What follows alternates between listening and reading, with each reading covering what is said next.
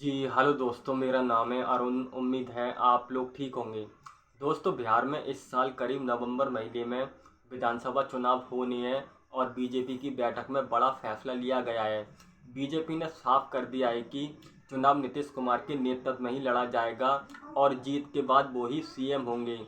Seat बंटवारे से लेकर गठबंधन की रणनीति तक 2020 के फॉर्मूले पर ही चुनाव होगा। चाहे चुनाव परिणाम कुछ भी हो, सरकार की कमान भी नीतीश कुमार के हाथ में रहेगी। बैठक में यह भी साफ हो गया कि महाराष्ट्र की तर्ज पर बिहार में सत्ता परिवर्तन का कोई फॉर्मूला नहीं अपनाया जाएगा। यदि विधानसभा चुनाव में बीजेपी की जेडीयू पार्टी से ज़्यादा सीटें मिलती हैं, तब भी मुख्यमंत्री की कुर्सी नीतीश कुमार के पास ही रहेगी। बीजेपी नेतृत्व यह सुनिश्चित करना चाहती है कि बिहार में एनडीए की एकता को लेकर कोई संदेह ना रहे।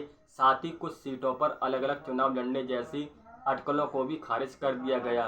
बीजेपी किसी भी हालत में यह मैसेज नहीं देना चाहती कि बड़ी पार्टी होने के बावजूद मुख्यमंत्री की कुर्सी वो अपने पास रखे।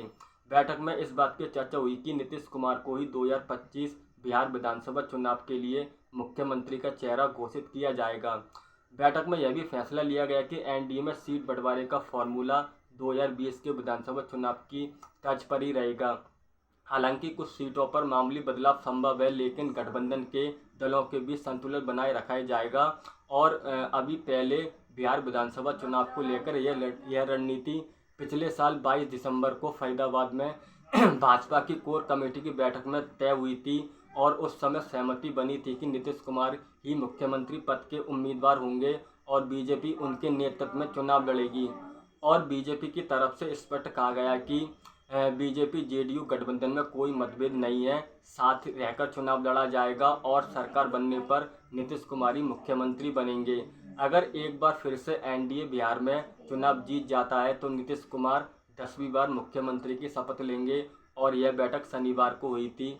बिहार में महाराष्ट्र का फॉर्मूला नहीं अपनाया जाएगा, इस पर सबकी सहमति बनी है। बिहार में विधानसभा चुनाव की 243 सीटें हैं। इस समय बीजेपी के पास सबसे ज़्यादा 80 सीटें हैं, जबकि जेडीयू के पास 45 और हम पार्टी के पास 4 और 2 निर्दलियों के पास है।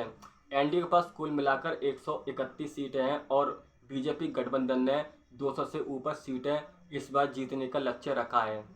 Thank you.